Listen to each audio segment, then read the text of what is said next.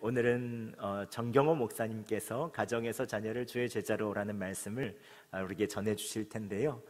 정경호 목사님께서는 오랫동안 우리 학원 복음화 협의회에서도 다음 세대에 있는 젊은이들을 깨우는데 아주 큰 역할들을 해주셨고, 또 다음 세대 코칭 센터를 통해서 우리나라에 있는 다음 세대를 깨우기 위해서 계속해서 지금 열심히 한국교회에 큰 역할들을 해주고 계십니다. 그래서 오늘 말씀 전해주실 때 여러분께 큰 은혜가 있기를 바랍니다. 우리 환영의 박수로 같이 할까요? 예, 박수 보십시오. 예, 있습니다.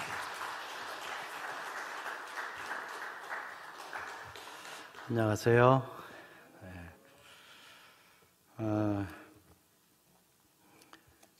코로나인데도 불구하고 성전에 나와서 예배하는 분들, 그 용기와 하나님께 대한 헌신을 하나님께 받으실 거고요.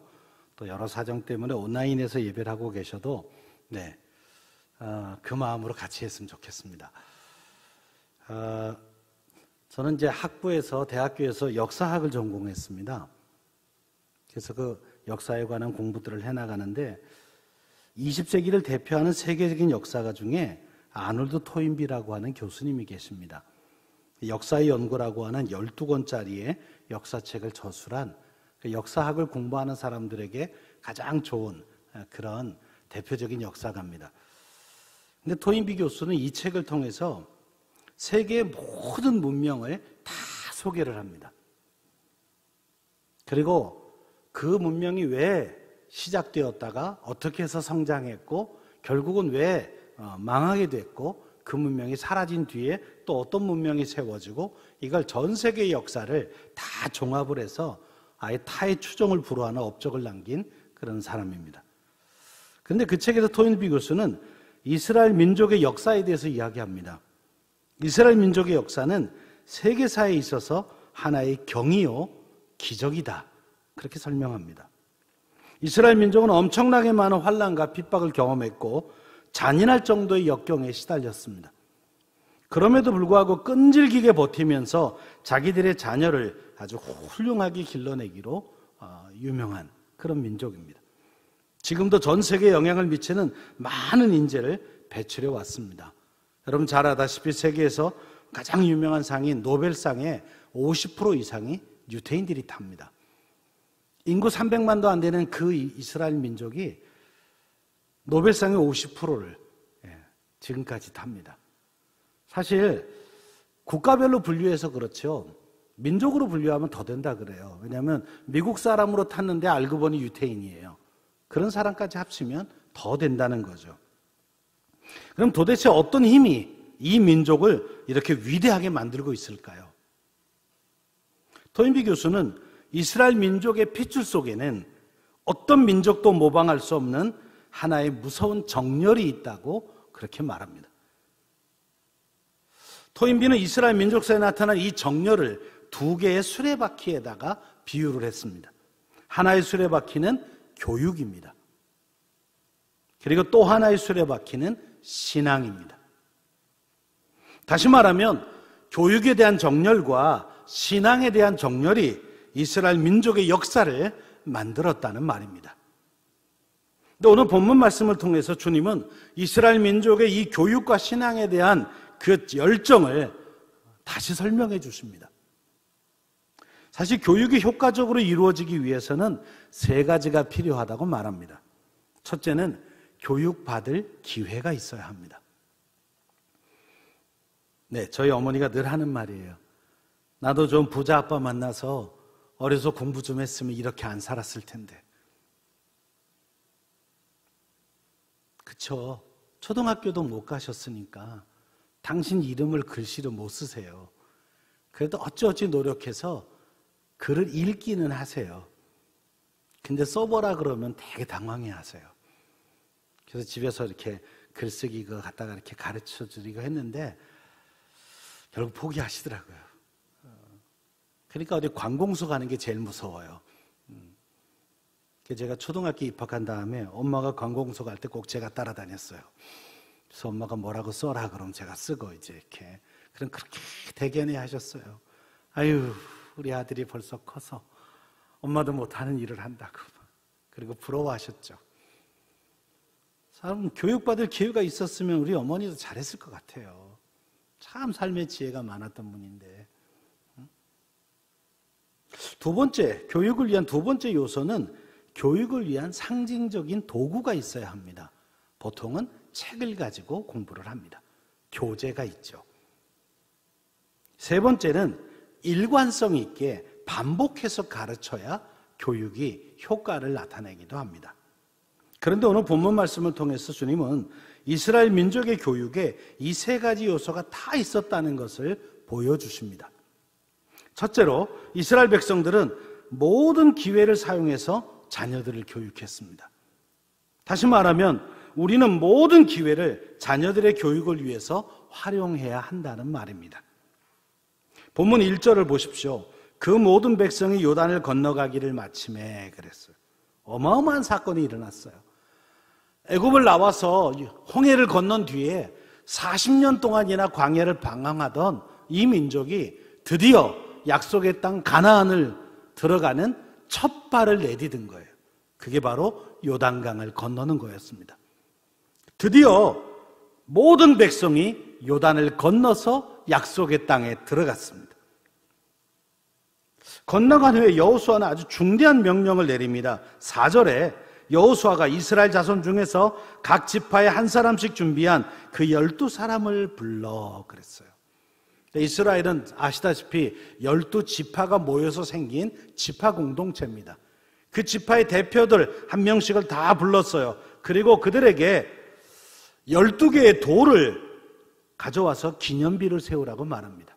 한 사람씩 돌을 하나씩 취하고 그거를 쌓아서 탑을 하나 만들자고 그렇게 제안합니다. 그리고 6절에 왜 그런지 설명을 합니다. 이것이 너희 중에 표징이 되리라. 후일에 너희의 자손들이 물어 이르되 이 돌들은 무슨 뜻이냐 하거든. 나중에 이 사건을 경험하지 않은 그들의 자손들이 요단강에 놀러 나왔다가 이 돌로 세워진 탑을 보면 이건 뭐야? 이렇게 물을 거 아닙니까? 그때 우리는 하나님의 은혜로 이집트에서부터 해방돼서 40년 동안 광야를 방황하다가 드디어 하나님의 능력으로 이 요단강을 건너 약속의 땅에 들어왔다라고 하는 이 위대한 사건을 후손들도 알게 하고 싶어서 이 돌을 쌓았다라는 말입니다. 다시 한번 정리하면 그들은 고생스럽게 요단강을 빠져나온 다음에 이제 살았다! 그리고 안도의 한숨을 내쉬는 거로 끝나지 않았습니다. 그들은 이 고생 속에서 경험했던 그들의 소중한 경험을 나중에 그들의 자녀들에게 어떻게 전달할 것인가를 먼저 생각했습니다. 특히 하나님이 우리 민족에게 베푸신 은혜를 우리 후손들도 알게 하는 것, 이것이 그들에게는 어느 것보다 중요한 일이었습니다. 사실 과거에 고생을 많이 한 사람들은 그들의 고생을 자녀들에게 알리기를 꺼려하는 경우도 있습니다. 그러나 이스라엘 백성은 그렇지 않았습니다. 그들은 자기들이 경험한 이 고생스러운 일들을 통해서 얻었던 그 어떤 것과도 바꿀 수 없는 소중한 교훈을 자녀들에게 어떻게 가르칠 것인가를 늘 염두에 두었다는 말입니다. 그래서 기념비를 세웁니다. 그래서 훗날 자녀들이 이 기념비를 보고 질문하면 자신들의 경험을 나누며 귀한 교육의 기회로 삼는 것입니다. 그래서 자녀들이 자신보다는 더 나은 삶을 살도록 돕는 것입니다. 그런 면에서 학교 교육만 교육이라고 하는 착각을 버려야 합니다. 자녀들이 가장 많은 시간을 보내고 있는 곳은 어디일까요? 교회입니까?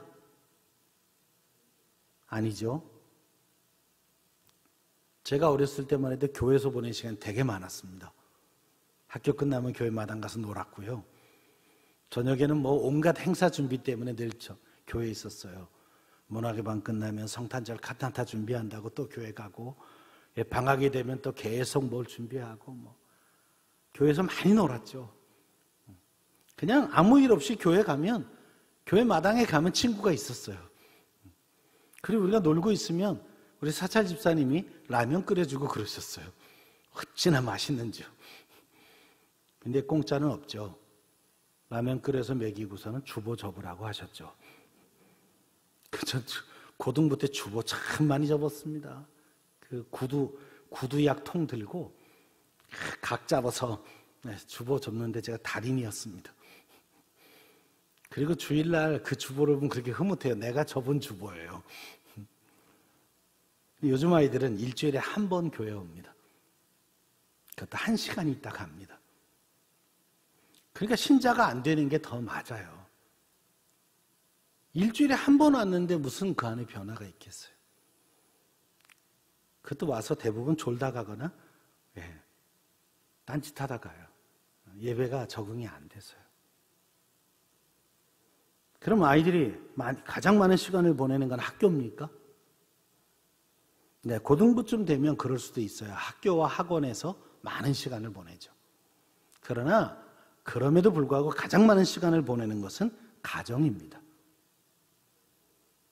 그러므로 가정 안에 있는 부모야말로 자녀들의 최고의 선생님입니다. 그리고 최고의 교실은 사실은 가정입니다. 물론 가정에서 책 가지고 공부하지는 않습니다. 그러나 엄마 아빠가 살아가는 모습 자체, 엄마 아빠가 자녀들하고 관계하는 이 모습 전부가 사실은 다 교육입니다. 저는 서울에서 태어나서 서울에서 자랐거든요. 근데 아버지도 충청도분, 어머니도 충청도분이세요. 그래서 저는 충청도 사투리 씁니다. 이상하지 않습니까? 전 충청도에 안 태어났다니까요. 안 살았어요. 그래서 제가 아버지의 고향인 그 병천에 가면 또 지금 순대 생각하고 계시겠죠? 사람들은 병천 얘기하면 순대만 생각할까요? 유관순 열사의 고향인데. 근데 제가 방학 때 그 병천에 가면 병천 애들이 다 충청도 사투리 쓰잖아요. 근데 제가 자연스럽게 저도 사투리 씁니다. 평소에는 안 써요, 학교 가서는. 근데 들으면 써요. 그리우. 야, 하지 마. 저는 어디서 이거 배웠을까요? 네, 우리 어머니 아버지가 결혼했는데 아내도 충청도예요. 저희 장모님도 충청도예요. 그러면 이제 만나면 남들이 모르는 말을 쓰죠. 네, 하루는 이제 장모님 계신 데 갔는데 우리 애들 둘이서 막 뛰어노니까 이제 막 먼지가 나잖아요. 장모님 이러시더라고요. 아이, 뛰지 마. 몸지나.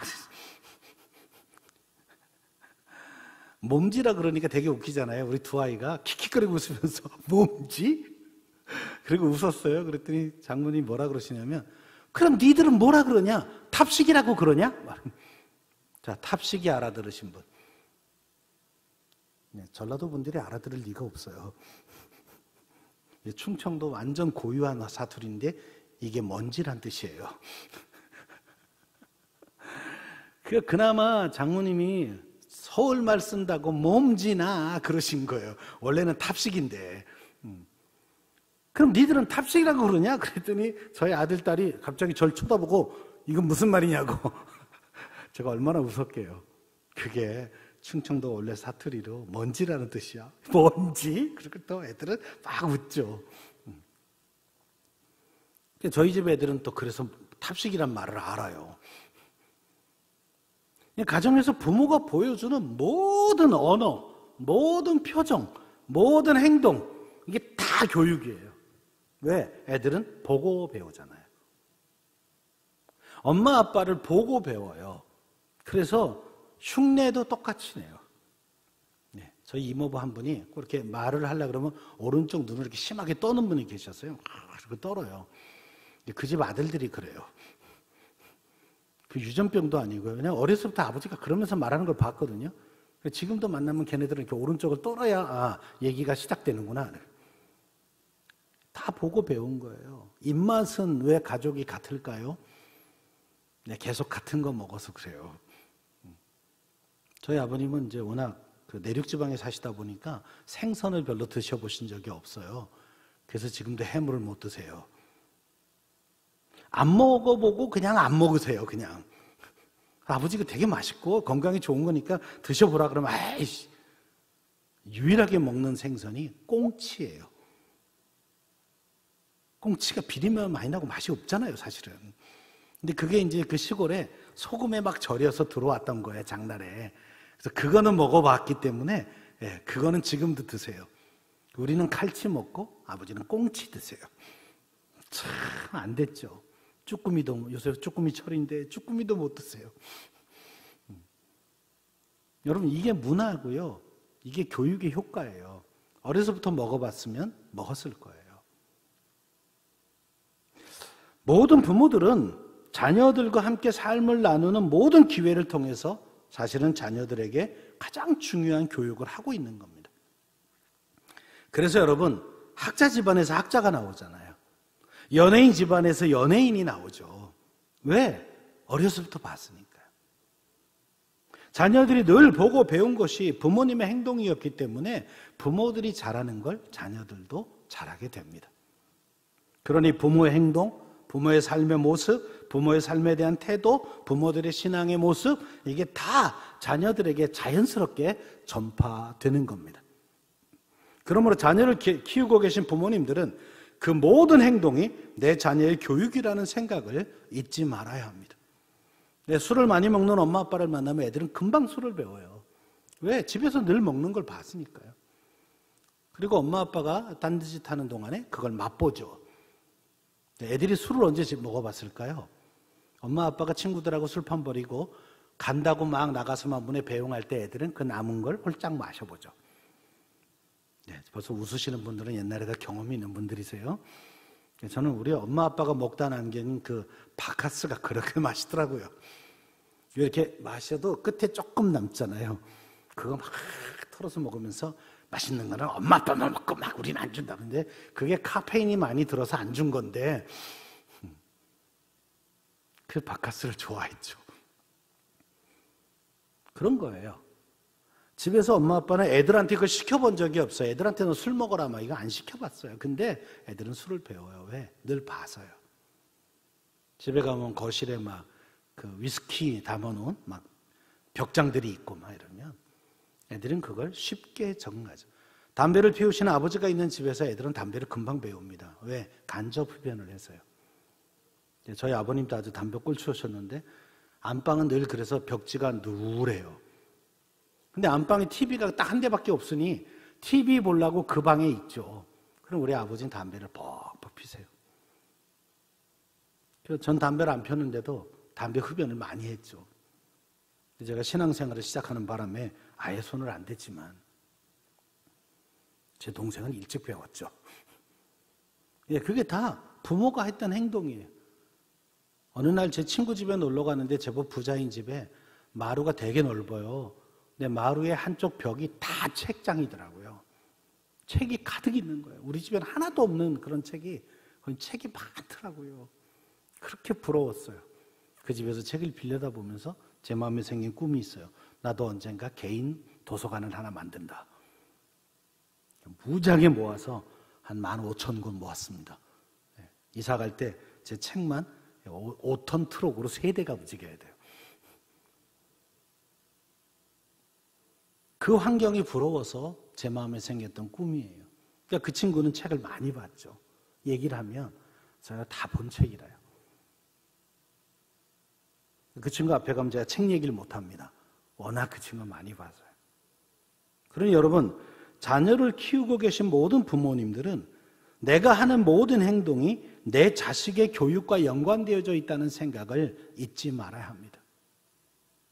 자녀가 잘 되기를 원하면 그 자녀 앞에서 가장 아름다운 언어와 삶과 신앙을 보여주셔야 합니다. 그러면 어느 날 자녀가 그 삶을 닮아가는 모습을 상급으로 받게 됩니다. 두 번째로 이스라엘 백성들은 상징을 사용해서 자녀들을 교육합니다. 여러분, 학교 선생님들도 교육의 효과를 높이기 위해서 시청각 교재를 사용하지 않습니까? 마찬가지로 이스라엘 백성들은 기념비를 세우고 기념비를 보여주면서 지난날의 역사를 설명합니다. 사실 예수님은 이 문제에 관해서 누구보다도 탁월한 교사하셨습니다. 주님은 내일이면 자신이 죽음을 맞이하게 된다는 사실을 아셨습니다. 그러면서도 자기 인생의 가장 긴장된 이 마지막 순간에 제자들과 함께 마지막 만찬을 나누면서 당신이 왜 죽어야만 하는지를 가르치십니다. 이 가르침이 제자들의 마음속에 영원히 간직되도록 하기 위해서 주님은 떡과 포도주를 사용하셨습니다. 이 떡을 먹을 때마다, 이 잔을 마실 때마다 나를 기념하라. 우리가 자녀들을 양육함에 있어서 가장 중요한 시청과 교재는 부모들의 삶의 모습입니다. 우리가 어떤 말을 하고 어떤 표정을 짓고 어떤 행동을 하는지를 보면서 자녀들은 인격과 삶이 만들어져 갑니다. 우리의 자녀들은 먼저 믿은 부모들의 신앙생활을 보면서 따라갑니다. 부모의 등을 보며 배우는 겁니다. 사실 저는 다음 세대 사역을 참 오랫동안 했습니다. 1978년에 전 주일학교 교사가 됐거든요. 지금까지 교회학교를 떠난 적이 없습니다. 그래서 지금 한국교회가 교회학교가 이렇게 망가진 모습이 전 정말 누구보다 아파요. 그래서 그동안 이걸 살려보려고 제 나름대로 최선을 다했어요. 네, 유치부를 맡으면 유치부 애들을 열심히 사역을 했고요. 아동부를 맡으면 아동부 애들을 부흥시켜 보려고 애를 썼고요. 청소년 사역 오래 하면서 아이들 많이 변화시켰고요. 청년들 변화시켰죠. 열매가 분명히 있었습니다. 그런데 교회가 안 변해요. 계속 교회는 점점 다음 세대가 힘들어져 가요. 제가 부흥시켜놓은 교회, 제가 떠나고 나서 2, 3년 뒤에 가보면 다 죽어 있어요. 너무너무 속상했어요. 그래서 교사 교육을 열심히 했어요. 교사들을 잘 훈련시키면 교회가 나아지겠지. 네, 그래서 열심히 하는 교사들이 나왔어요. 그런데 그 교사가 떠나면 또요. 학부모 교육도 했죠. 안 되더라고요.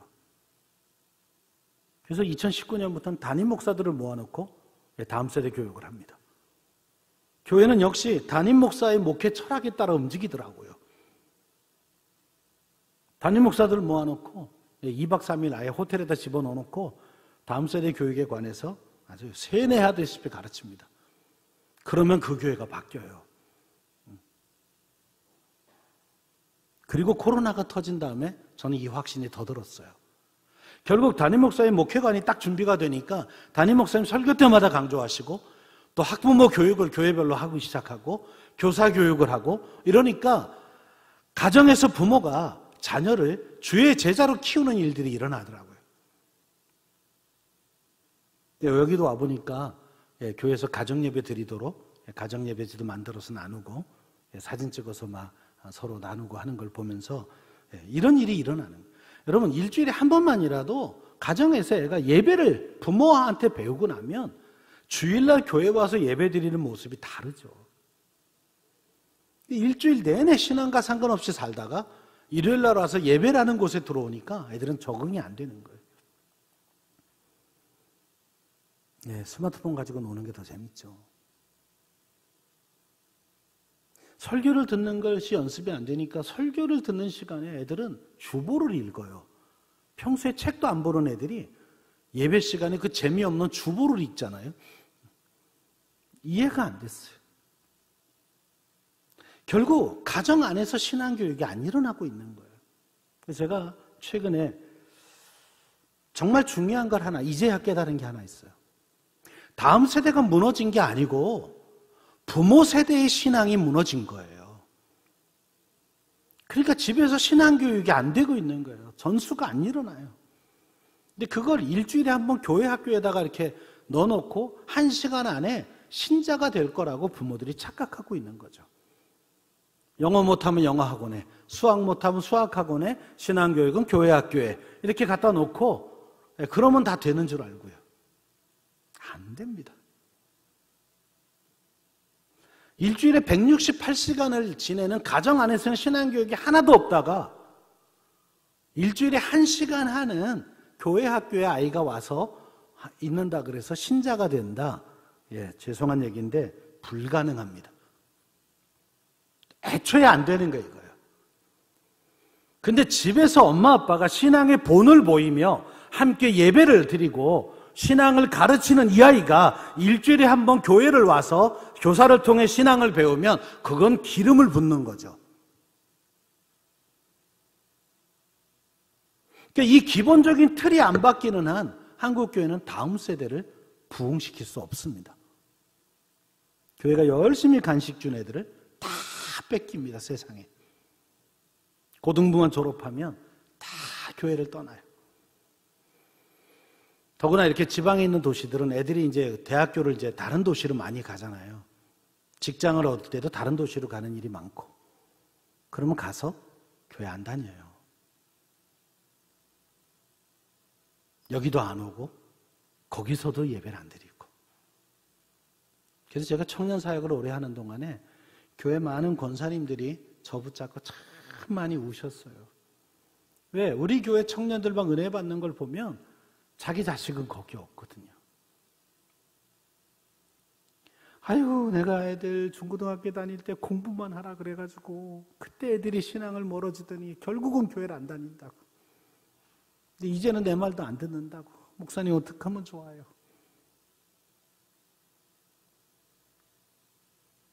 여러분, 중학교 때는 만약에 일이라고 하는 힘을 들이면 신자가 됐던 애가요, 대학을 들어간 다음에 걔를 신자로 만들려면 50, 60의 힘을 써도 안 돼요. 이미 마음속에서 정리가 돼버렸어요. 하나님은 없다로. 신앙생활은 필요 없다로 아예 정리가 돼버렸어요. 근데 우리나라 부모들이 중고등학교 다닐 때 맨날 공부만 하래요. 국영수. 서울에 있는 대학만. 그래서 이런 말이 있죠. 구원열차는 못 타도 되는데 서울의 지하철 2호선은 타야 된다. 무슨 말인지 알아들으셨나요? 구원열차는 안 타도 지하철 2호선은 타야 된다. 서울의 지하철 2호선을 타면 서울대를 비롯한 명문대학이 다 거길 지나가요. 정말이에요? 천국엔 안 가도 됩니까? 우리 자녀들이? 여러분 마음에 정말 그렇게 믿으세요? 아니잖아요. 근데 신앙교육의 가장 중요한 중고등부를 놓치고 있잖아요. 그때가 자기 의지로 하나님을 선택할 때예요. 어려서는 부모의 열심으로 따라다닌 거죠. 그래서 만 15세가 되면 저희가 입교식이라는 걸 합니다. 이번에 총회 이제 법이 바뀌어서 이제 아동 세례도 다 이제 하는 걸로 바뀌었는데, 지금까지는 15세, 만 15세가 되면, 중3 나이가 되면 입교식이라는 걸 해요. 왜 유아 세례를 받았는데 또 입교를 하죠? 유아 세례 때는 엄마 아빠가 선서하고 세례를 준 거예요. 이 아이를 신앙인으로 키우겠다고. 자기 신앙 고백이 없었다고요. 근데 만 15세가 돼서 이제 자기 신앙 고백을 통해 입교가 되어야, 그래야 성찬에 참여할 수 있는 거예요. 아이들이 중학교, 고등학교 시절이 신앙을 나의 신앙으로 받아들이고 하나님을 나의 하나님으로, 예수님을 나의 구세주로 그렇게 스스로 영접하고 그걸 자기 것으로 만드는 가장 중요한 때에 우리는 소위 스카이를 보내려고 그 신앙교육을 전부 약화시켰습니다. 집에서도 애들 학원 가고 숙제하고 이것만 하라 그러고 집에서 아무도 신앙 얘기 안 해요. 엄마 아빠도 집에서는 신자처럼 살지 않아요. 교회 안 다니는 엄마와 교회 다니는 엄마가 중고등 학생들이 보면 다 똑같습니다. 아버지는 맨날 성적 가지고 애들하고 야단쳐요. 시어머니 떡으로 봤냐 말. 사랑한다. 나는 너를 기대한다. 이런 응원하는 걸 배워본 적이 없어요. 우리나라 많은 부모가요, 부모가 되는 걸 배워본 적이 없어요. 그냥 어쩌다 부모가 됐어요. 청소년 사역을 하는 마상홍 목사라는 목사가 작년에 책을 한 권 썼는데 책 제목이 어쩌다 부모예요. 그냥 결혼했더니 어쩌다 부모가 됐어요. 그러니까 아빠가 무슨 역할을 해야 되고 엄마가 무슨 역할을 해야 되는지를 아이들의 연령 단계에 따라 다 다르거든요, 역할이요. 근데 그런 걸 정식으로 배워본 적이 없어요. 그냥 우리 엄마 아빠가 했던 생각을 하는 거죠, 그냥. 근데 그때 엄마 아빠 되게 싫었거든요. 근데 그 엄마 아빠를 또 따라서 해요. 아빠는 돈 벌어다 주면 다 된 걸로 생각하시고, 가끔 만나면 애들 보고 이렇게 말해요. 공부 잘하고 있냐? 학교는 잘 다녀? 야, 이제 얼마 전에 시험 보더니 성적표는 안 가져왔어. 그러니까 애들은 아빠 만나는 거 싫어합니다. 아빠 출장 간다 그러면 되게 좋아해요. 엄마는 잘 챙겨주시는데 잔소리가 너무 많아요. 예, 학교 갔다 들어올 때부터 잔소리를 해요. 신발은 왜 이렇게 벗어나니? 왜 가방은 왜 그렇게 떴니? 옷은 왜 이렇게 벗어났어? 엄마가 다 치워놨는데 너만 하면 방이 다 쓰레기장이 되냐? 하다 안 들으면 어서 지혜비를 닮아가지고 그냥 막. 그래갖고 애꿎은 지혜비까지 욕을 먹어요. 애가 듣다가 그냥 엄마 나가! 그리고 문 잠가버리죠, 그냥. 그러니까 다들 부모들이 애들 벌써 5, 6학년만 되면 애들하고 대화가 안 된대. 저놈의 새끼가 도대체 말을 들어먹지 않는데. 애는 정상적으로 크고 있는 중입니다. 예, 엄마 아빠가 다 애 낳으면 이렇게 얘기하셨잖아요. 건강하게만 자라다오. 이렇게 말 안 하신 분이요. 분명히 애 태어났을 때 그러셨죠. 건강하게만 자라다오. 네, 그랬더니 애들이 그 약속을 잘 지켜서 건강하게만 크고 있잖아요. 여러분, 애들은 10살 넘으면 원래 말대답을 하는 게 정상이에요. 왜? 지 생각이 생겨서요. 그러니까 애가 제대로 크고 있는 거예요. 애가 10살쯤 되니까 말 잘 듣던 애가 왜 그래야 되는데? 싫어! 엄마 안 해! 뭐 이놈 새끼 왜 이러는지. 아니, 그놈 새끼가 지금 잘 자라고 있는 중이에요. 그렇게 말대답을 하면 감사한금을 하셔야 돼요. 우리 애가 정상적으로 크고 있습니다. 그때부터는 엄마 아빠가 역할을 바꿔야 돼요.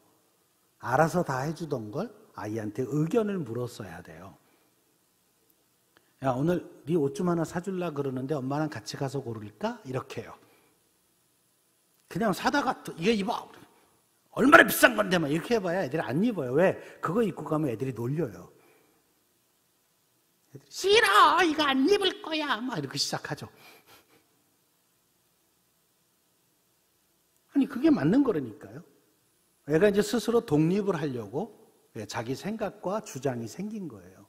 그러면 질문해야죠. 운동화는 어떤 걸 사주면 좋겠니? 아니면 그냥 카드 주고 네가 사와 하시던지요. 물론 그렇게 주시면 카드값이 얼마나 나올지 모르니까 얼마 이내에서 사라 이렇게 하셔야죠. 그리고 애가 뭘 사오면 또 욕하지 마시고요. 아싸 그런 빌어먹을 걸 사왔냐고 막. 그게 엄마 눈과 애 눈의 차이예요. 애들은 또 그런 게 좋아요. 청바지 사오랬더니 다 찢어진 걸 사왔잖아요. 그래갖고 또 밤새 엄마가 그걸 꼬매요, 또 이렇게. 그럼 아침에 일어난 애가 그거 입고 나가려고 하다가 엄마가 다 꼬매놨어, 그러면. 엄마!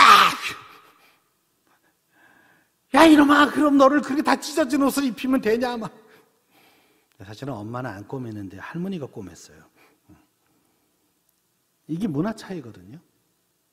요새는 다 찢어진 청바지가 비싸요. 근데 저희 때만 해도 찢어진 건 안 입었고요. 이렇게 색깔 바라게 해서 입었죠. 새 청바지 사오면 박박 문질러가지고 색깔을 예쁘게 빼서 그렇게 입으면 막 그 애꿎은 새 옷을 막 흔한 만든다고 우리 어머니가 난리 치셨죠. 그 엄마 주무신 다음에 혼자 가서 막 이래가지고 몰래 입고 나가야 돼요. 근데 요즘에는 찢어져서. 문화의 차이지 틀린 게 아니거든요. 요즘은 그렇게 입어야 애들 표현으로 간지난다 그래요. 근데 그거를 수용을 못하니까요. 아이들 교육은 아이들을 이해하는 데부터 시작하는 겁니다. 그걸 이제 어려운 말로 인카네이션의 원리라 그래요. 기독교에서 인카네이션은 한국말로 번역하면 성육신입니다.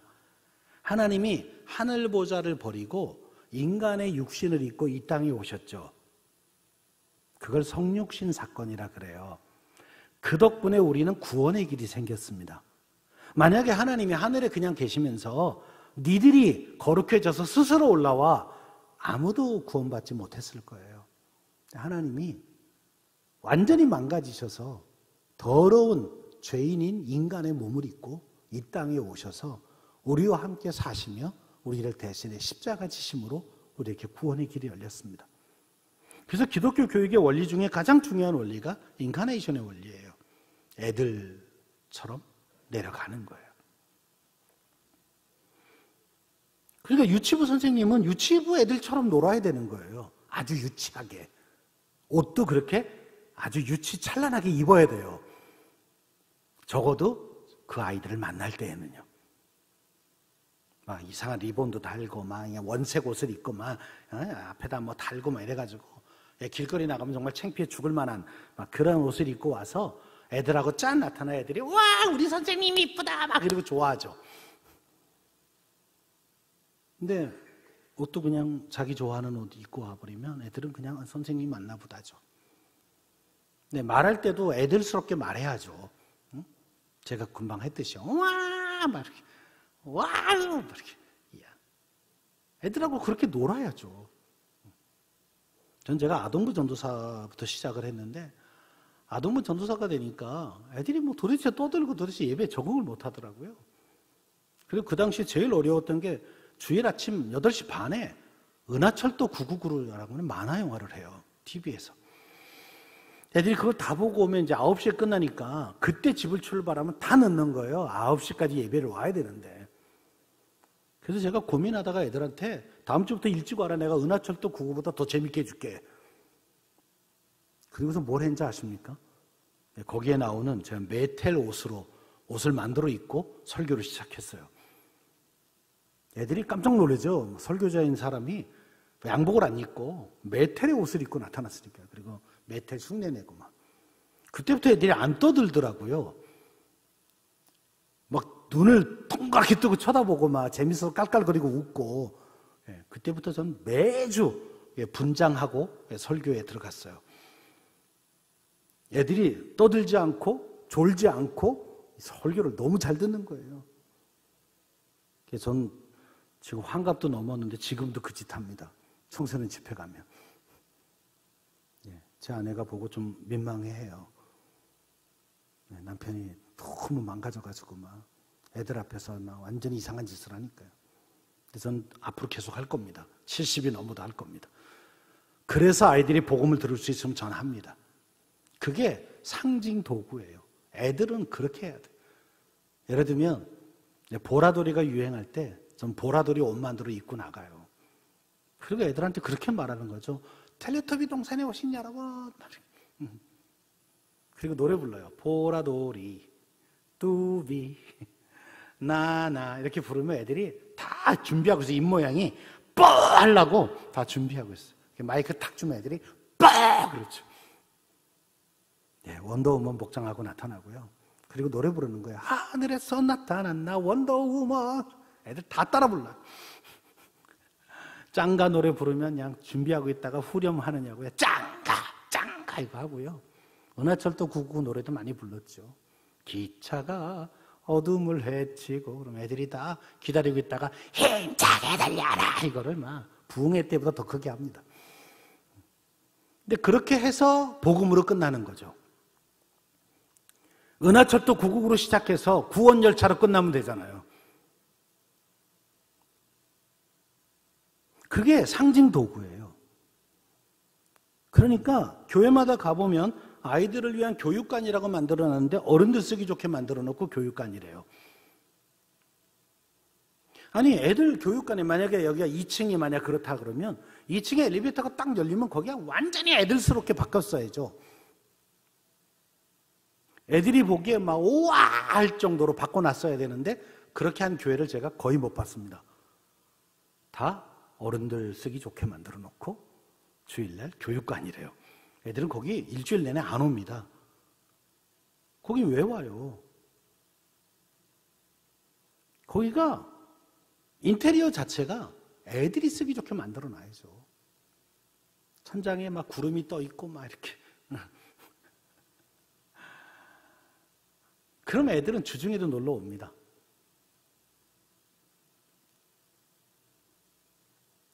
삼척에 있는 어느 감리교회가 청소년 카페를 만들었더라고요. 어른 카페가 따로 있어요, 교회 안에. 근데 청소년들을 위한 카페를 만들고 거기는 청소년 외에는 못 들어와요. 완전히 인테리어가 청소년이에요. 그러니까 동네 청소년 다 놀러 오는 거예요. 삼척이라는 그 작은 도시의 그 감리교회가요, 청소년이 200명 모여요. 놀랍지 않습니까? 대학이 강원대 분교 하나 있는 그 삼척이 거기 청년부가 100명이 넘어가는 걸 봤다고요. 아니, 다른 문화를 만들어 주는 거예요. 애들이 친구를 데리고 올 수 있게. 이런 게 상징 도구입니다. 사실 우리들 자녀를 양육함에 있어서 가장 좋은 시청과 교재는 역시 부모들의 삶의 모습입니다. 우리가 어떤 표정을 짓고 어떤 행동을 하고 그걸 보고 애들은 자연스럽게 신앙은 원래 저렇게 하는 건가 보다. 그렇게 배워가고요. 부부가 좋은 사랑과 신앙으로 살면 애들은 결혼에 대한 꿈을 가져요. 그리고 나중에 아빠가 했던 대로 아빠 노릇을 합니다. 엄마가 했던 대로 엄마 노릇을 해요. 그래서 아이들한테 최고의 칭찬은 이거예요. 딸이 아빠한테 이렇게 말해주는 거예요. 아빠, 나는 앞으로 아빠 같은 남자 만나서 결혼할래요. 또 아들이, 엄마, 나는 엄마 같은 여자 만나 결혼할래요. 자, 그런 소리 들어보신 분? 전 자식한테 들어봤다, 그런 얘기를. 겸손해서 지금 안 드시는 겁니까? 원래 없는 겁니까? 네. 제가 만나본 수많은 청년들이요, 특히 자매들이 결혼 안 하는 이유는 아빠 같은 남자 만날까봐 결혼 안 합니다. 엄마가 너무 당하고 사는 걸 본 거예요. 그래 놓고 아빠들이 뭐라 그러면 저거는 나이가 들었는데 시집도 못 간다고 그러는데 걔 마음속에 아빠 때문이야 그래요. 그렇게 말한 적은 없어요, 아빠는요. 근데 엄마한테 잘했으면 그 딸은 결혼을 쉽게 결심했을 거예요. 이게 다 교육이에요. 그래서 여러분, 어린아이가 말씨를 예쁘게 갖기를 원하는 엄마 아빠는 애 앞에서 반말을 안 합니다. 애한테 존댓말을 해요. 그럼 애가 존댓말을 배워요. 어느 날 애가 엄마 이름이 미자라고 합시다. 애가 엄마한테 어느 날 미자야 그래요. 이게 엄마한테 무슨 미자야가 뭐야 그러면 아빠가 그렇게 부르잖아. 근데 아빠가 그렇게 부르면 안 되죠, 애 앞에서. 여보 이렇게 했어야죠. 근데 미자야 뭐 상식아 막 이렇게. 그럼 아빠한테 가서 상식아 그래요. 왜? 애들은 그게 나쁜 건지 몰라요. 그냥 엄마 아빠가 그렇게 부르니까 원래 그렇게 부르는 줄 알고 엄마 아빠 이름을 그렇게 부르는데 남이 왔을 때도 그렇게 불러요. 엄마 친구들이 왔는데 미자야! 얼마나 민망했을까요? 교육이라는 게 그런 거예요. 내가 의도하지 않았는데 아이들은 배우는 거예요. 그리고 가정을 무엇으로 채우냐도 굉장히 중요합니다. 책이 가득한 책장이 있으면 애들은 책과 친해져요. 술과 담배를 자주 보면 애들은 술과 담배와 친해집니다. 결국 익숙해지죠. 때리는 모습을 자주 보면 자녀도 때리는 사람이 돼요. 폭력을 당한 애가 결국 폭력을 씁니다. 우리말 속담이 이런 게 있죠. 시어머니한테 회초리로 맞은 그 며느리가 자기가 시어머니 되면 홍두깨로 팬다고. 군대도 그래요. 폭력이 세습되잖아요. 고참한테 맞아버릇하니까 지 밑에 들어오면 또 패죠. 누군가가 그 저주의 사슬을 끊어야 되거든요. 그러니 용서하고 사랑으로 섬기는 모습을 보면 자연스럽게 아이들은 용서와 사랑을 경험하게 됩니다. 그리고 그들도 그렇게 하는 게 옳다는 걸 알게 돼요. 그러니 부모님들이 가정 안에서 정말 신앙으로 사는 모습을 보여줘야 합니다. 같이 모이면 같이 식사기도 같이 하고 밥 먹고. 왜 어렸을 때는 곧잘 하시는데 애들이 조금만 크면 이걸 포기하실까요?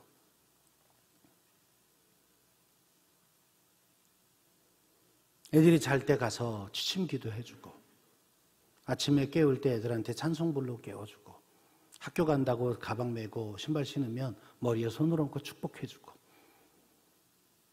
그러면 아이들은 신앙인으로 커요. 그리고 엄마 아빠가 기도 못 해주면 와서 불러요. 엄마 기도해줘야 자지 그래요. 아침에 일어날 때 왜 안 일어나? 그러면 엄마가 노래를 안 불러주잖아. 그래요. 제가 다 해본 겁니다. 애들 학교 갈 때 신발 신고 가방 매면 머리 앞으로 그래서 손을 얹고 하나님, 저는 이 아이들을 따라다니며 도울 수가 없지만 하나님은 하루 종일 이 아이들과 동행하시옵소서. 우리 아이들이 어려움 당하지 않게 도와주시고 학교에서 정말 친구들에게 좋은 친구가 되고 선생님들에게 기쁨을 주는 제자가 되게 해주세요. 기도해서 보내면 애들이 아멘하고 가요. 그리고 돌아오면 안전하게 돌아왔으니 감사기도 해주고. 그런 아이들은 늘 그래야 되는 줄 알아요. 저는 제가 모태신앙이 아닙니다. 제가 일대신앙이라 제 아들, 딸 키우면서 되게 부러웠어요. 모태신앙으로 크는 애가 얼마나 큰 축복인 줄 알았어요. 어느 날 거실에서 잠드는 아들을 제가 이렇게 안아다가 침대에 뉘었는데 그 사이에 잠깐 깼나 봐요. 그 침대에서 엉덩이를 한으로 쳐들고 취침기도 하더라고요. 근데 목사인 아빠는 거실에서 잠들면 그냥 자요. 그게 몸에 밴 것과 안 밴 것의 차이예요. 아이들을 어려서부터 그렇게 신앙인으로 키워야 돼요. 그것이 우리 교회의 미래를 위해서 너무나 중요합니다. 제가 오늘 본당에 들어와서 본당을 보고 너무 예쁘더라고요, 본당이. 천장도 예쁘고 저 뒤도 예쁘고 이 앞에도 예쁘고. 그래서 목사님 보고 목사님 본당이 참 예쁘네요 그랬어요. 근데 여러분 20년 뒤 30년 뒤에 이 본당에서 예배할 사람이 얼마나 남을까요?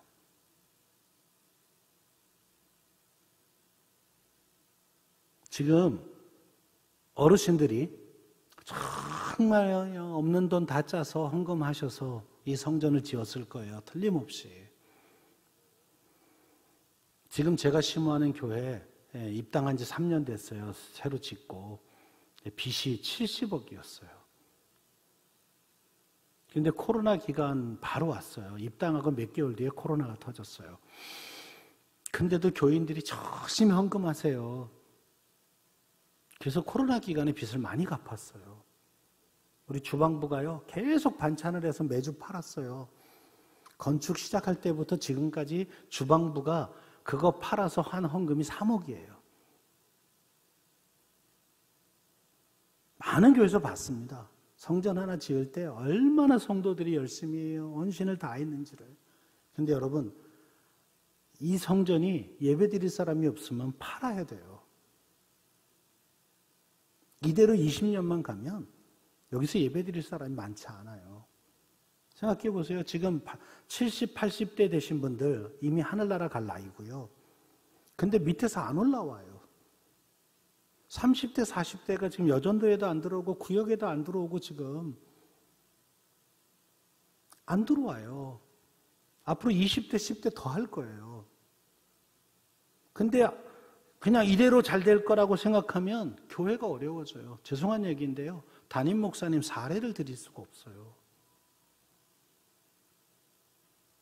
그러니까 지금은 그래도 50대 이상의 장년들이 건재하거든요, 교회 안에. 그럼 그 어르신들이 건재할 때 지금 다음 세대를 살리는 노력을 최선을 다해야 돼요. 30대, 40대가 교회에 정착을 하면 교회 학교는 자연스럽게 많아져요. 그리고 그 30대, 40대가 신앙으로 잘 세워지면 그 자녀들도 믿음으로 크게 돼 있어요. 그걸 지금 못하면 앞으로 20년 뒤에 가면 하려고 해도 할 수가 없어요.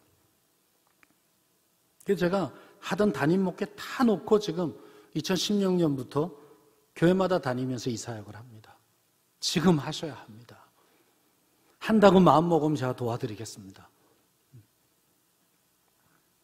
사랑하는 여러분,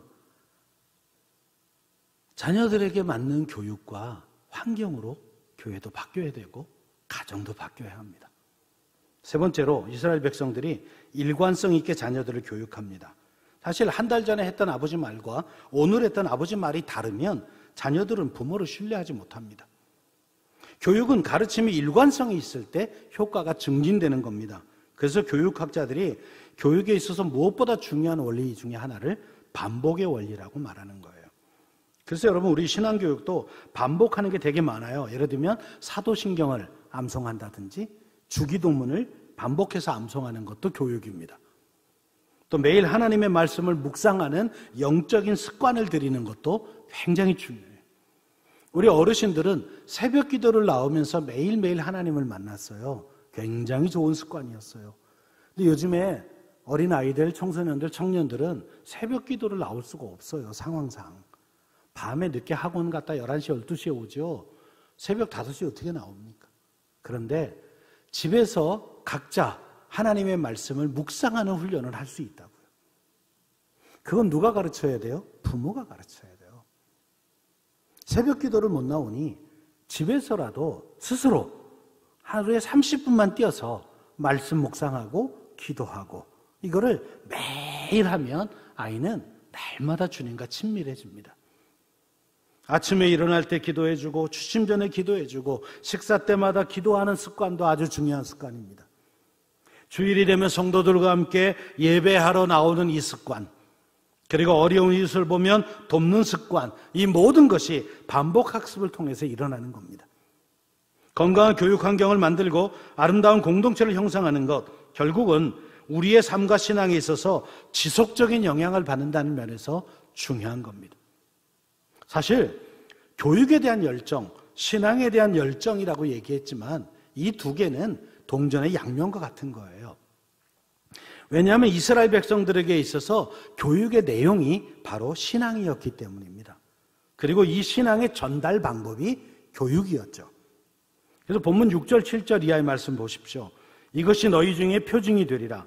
후일에 너희의 자손들이 물어 이르되 이 돌들은 무슨 뜻이냐 하거든 그들에게 이르기를 요단물이 여호와의 언약궤 앞에서 끊어졌나니 곧 언약궤가 요단을 건널 때에 요단물이 끊어졌으므로 이 돌들이 이스라엘 자손에게 영원히 기념이 되리라 하라 하니라.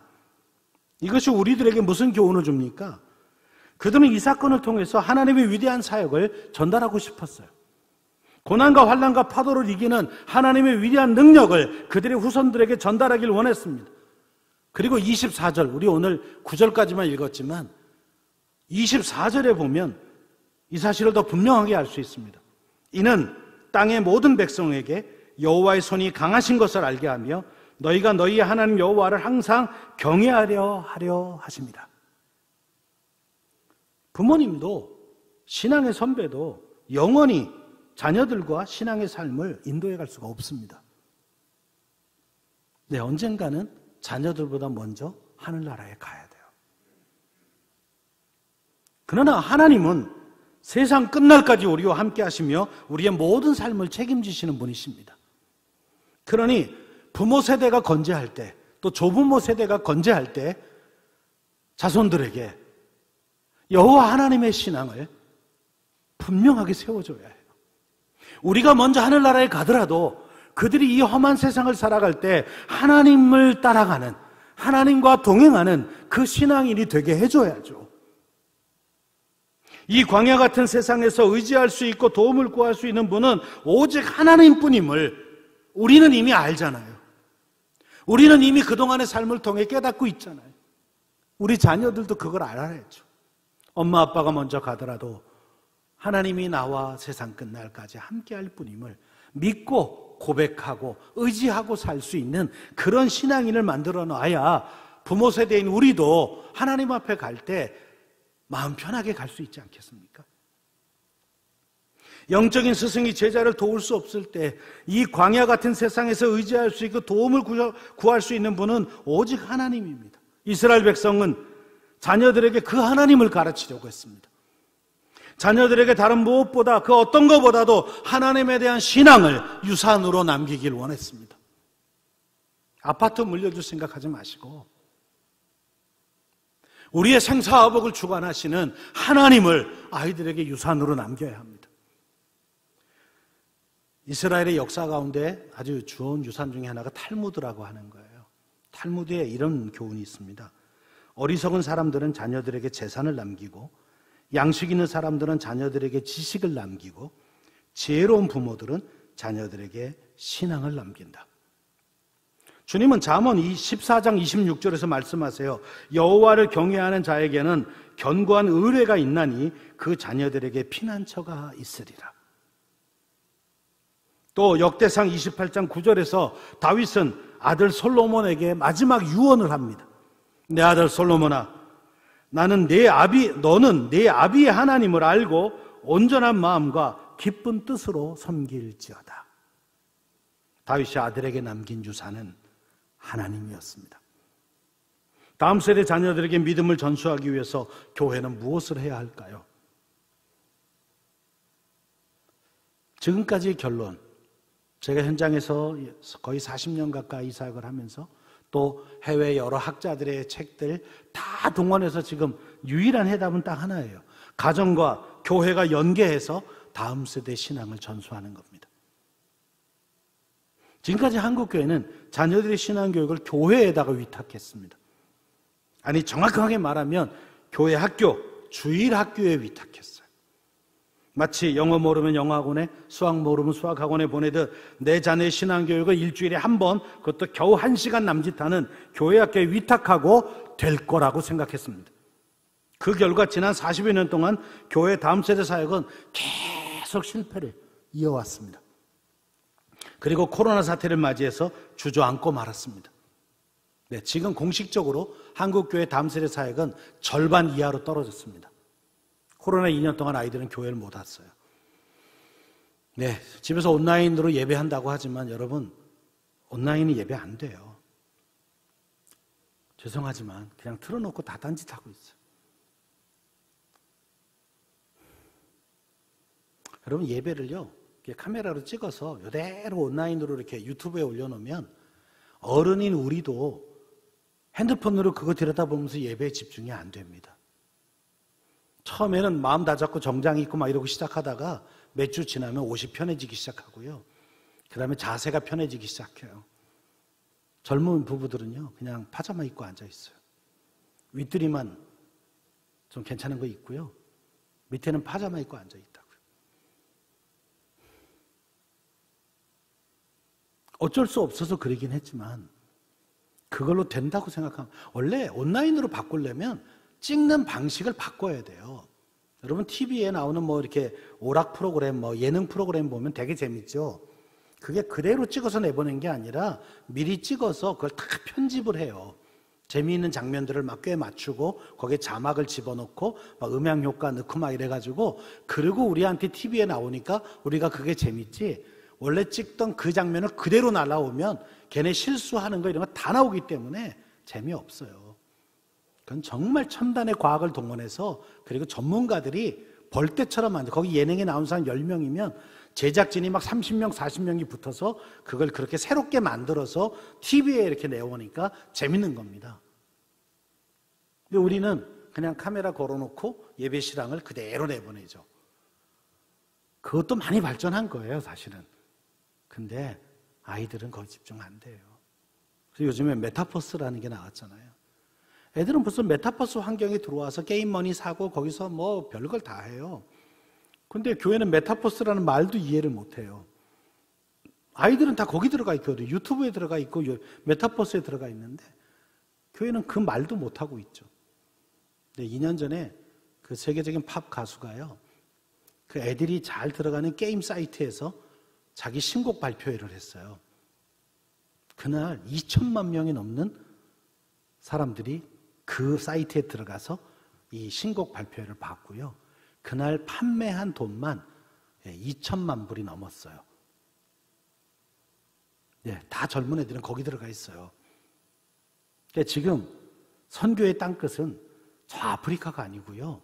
지금은 메타버스라는 데예요. 메타버스라는 말도 처음 들어본 분들이 계실 거예요. 메타 플러스 유니버스의 약자거든요. 메타가 영어로 비욘드예요. 비욘드. 융합한다 말이야. 근데 유니버스 세계고요. 그러니까 다른 세계가 있는 거예요, 지금 가상 공간에. 근데 아이들이 매일 거기 들어가 있어요. 거기서 뭔가 돈을 쓰고 있고, 거기서 뭐 게임 머니를 따서 또 팔아먹고 있고, 거기서 놀고 있고. 그러면 우리도 교회 학교 메타버스 만들어서 들어와서 게임도 하고 예배도 드리고 소그룹도 하고 그 안에서 다 할 수 있거든요.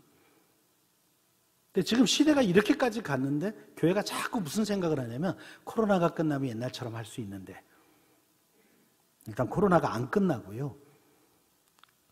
코로나가 있는 상태에서 또 다른 바이러스 또 나오고 할 거예요. 그러면 애들은 옛날로 돌아가지 않아요. 네, 메타버스라는 또 다른 세계가 아이들을 위해서 있다고요. 그럼 우리가 거기다가 교육을 할 수 있도록 준비를 해야 되는 거예요. 되게 어려운 얘기인데 그냥 했습니다. 왜냐하면 우리가 옛날에는 복음을 못 들은 그 사람들을 위해서 아프리카에 선교사를 보내고 했죠. 굉장히 큰 프로젝트였어요. 선교사님들 생활비를 다 드려야 되고 거기에 교회를 지어줘야 하고 거기서 무슨 사역을 하시면 우리가 사역비를 다 보냈죠. 그 정도 열정이면 이거 다 할 수 있어요. 근데 우리 아이들이 있는 곳에 우리가 가서 아이들을 구원해야죠. 이런 마음까지를 다 먹어야 되는 게 지금의 교육의 환경입니다. 근데 다음 세대 자녀들의 신앙교육에 관해서 성경이 뭐라고 말씀하고 있냐면 신명기 6장에 한결같이 하는 말씀이 있어요. 자녀들에게 믿음을 전수하는 건 가정에서 부모가 하는 것이다. 부모가 가정에서 가르치는 건 메타버스를 안 해도 돼요. 왜? 늘 만나니까요. 그리고 아이들은 아직도 내 인생에 가장 큰 영향력을 주는 분은 부모님이라고 대답하니까요. 70%의 아이가 엄마나 아빠라고 대답했어요. 내 인생에 가장 큰 영향을 주는 분은. 아빠는 4등이었다가 최근에 2등으로 명예회복을 하셨습니다. 내 인생에 가장 영향을 주는 분이 부모님이라면 부모님이 진심을 가지고 사랑을 가지고 아이들에게 신앙을 가르치면 아이들은 따라온다는 말이기도 합니다. 회당에 위탁하라, 랍비에게 부탁하라고 성경이 말한 적이 없습니다. 모두 부모가 가정에서 가르쳐라, 또 조부모가 가르쳐라. 이게 성경의 답이에요. 그러니 사랑하는 여러분, 다음 세대 교육이 어렵다고만 생각하지 마시고 제일 먼저 첫 단추를 가정에서 부모가 신앙교사의 역할을 하시면 됩니다. 이건 예산이 들지도 않습니다. 교회가 부모들을 그렇게 가르치고 부모가 또 가정에서 할 수 있도록 재료를 만들어 주시면 됩니다.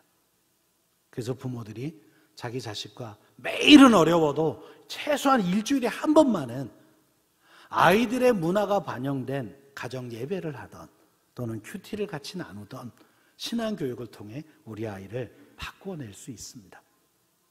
그래서 오늘 설교의 제목이 가정에서 자녀를 주의 제자로입니다. 그렇게 될 때 교회의 학교의 선생님은 영적 스승으로서의 역할을 할 수 있습니다. 마치 어머니에게서 신앙을 잘 배웠던 디모데가 어느 날 그 마을을 찾아온 바울 선생님을 만나서 사명을 깨닫고 사역자로 전환하는 것처럼 유니게를 통해서 이미 신앙은 다 배웠어요. 외조모 로이스를 통해서 신앙은 다 배웠다고요. 그런데 영적 스승을 만나서 그는 사명을 깨달았죠. 그러면 교회 학교의 역할도 달라질 수 있습니다. 가정에서 신앙교육이 일어난다면 교회 학교는 아이의 성품, 아이의 진로, 아이들의 달란트 이런 쪽을 개발해서 이웃과 하나님을 위해서 사용하는 교육들을 할 수 있어요. 그렇게 교육의 내용을 바꿔낼 수가 있습니다. 자, 정리하겠습니다. 사랑하는 성도 여러분, 오늘 주님은 본문 말씀을 통해서 먼저 하나님을 믿고 신앙의 부모들이 우리들이 남길 수 있는 가장 중요한 위대한 유산은 우리 하나님과 그 하나님에 대한 신앙이라고 말씀하십니다. 그것을 모든 기회를 활용해서 또 삶의 본을 보이며 가르치라고 말씀하고 있습니다. 그것도 한 번만이 아니라 일관성 있게 지속적으로 가르칠 것을 말씀하고 있습니다. 또한 가정에서 부모들이 그리스도의 제자가 돼서 자녀들에게 신앙의 유산을 남겨야 됩니다. 그들이 신앙인이 되기를 원하시면 부모인 우리가 그리스도의 제자로서의 삶을 살아내야 합니다. 모든 기회를 활용해서 삶의 본을 보이며 가르치면 아이들은 자연스럽게 그 신앙을 배워가게 됩니다. 몸에 배게 됩니다. 그러면 우리가 받은 신앙의 축복이 대를 이어 가문에 흐를 것입니다. 우리의 가정이 계속해서 축복의 통로로 쓰임받을 것입니다. 이것이 가장 값진 유산이고 우리가 이 땅에 남길 수 있는 가장 중요한 영향력이고 우리 교회가 계속해서 이 지역에서 하나님 나라의 복음을 전하는 구원의 방주의 역할을 감당할 수 있는 비결이기도 합니다.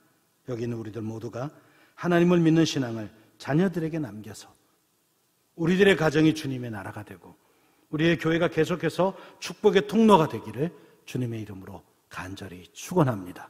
기도하겠습니다. 하나님 아버지, 죄인이었던 우리들을 구원하셔서 하나님의 자녀 되게 하시고 우리의 가정 안에 하나님의 복이 임하게 하신 것을 감사합니다. 또 하나님, 이렇게 좋은 교회에 우리가 한 지체가 되어서 이렇게 믿음 생활할 수 있게 하신 것도 주님의 은혜임을 고백합니다. 아버지 하나님, 우리가 받았던 이 은혜와 이 사랑과 이 축복을 우리 자녀들에게, 우리 또 자손들에게 계속해서 물려줄 수 있도록 우리 조부모들이, 부모님들이 앞장서서 가정을 정말 신앙교육의 장으로 세우는 귀한 역사가 있기를 원합니다. 아버지, 코로나로 인하여 교회에 모일 수가 없고 우리 자녀들은 더더욱 예배에 나올 수도 없는 상황이 너무 오래되고 있습니다. 하나님, 이럴 때 부모님들이 깨어서 가정 안에서 예배를 함께 드리고 가정 안에서 신앙을 가르치고 또 엄마 아빠가 본을 보이며 신앙의 삶을 살아줌으로 인해 우리 자녀들이 정말 일주일에 한 번 교회 학교에서 배운 것보다 더 나은 신앙교육의 아름다운 역사가 가정 안에서 일어날 수 있도록 도와주시옵소서. 하나님, 앞으로의 여정도 그렇게 쉬워 보이진 않습니다. 그러나 하나님, 주님이 능력의 주님이시고 정말 전능하신 하나님이 우리 하나님이시기에 우리가 주의 말씀을 따라 순종할 때에 하나님 이 모든 상황도 이겨내고 교회가 더욱더 힘있게 부흥하는 역사가 있을 줄로 믿습니다. 하나님, 우리와 함께하여 주시옵소서. 감사하며 예수님 이름으로 기도하옵나이다. 아멘.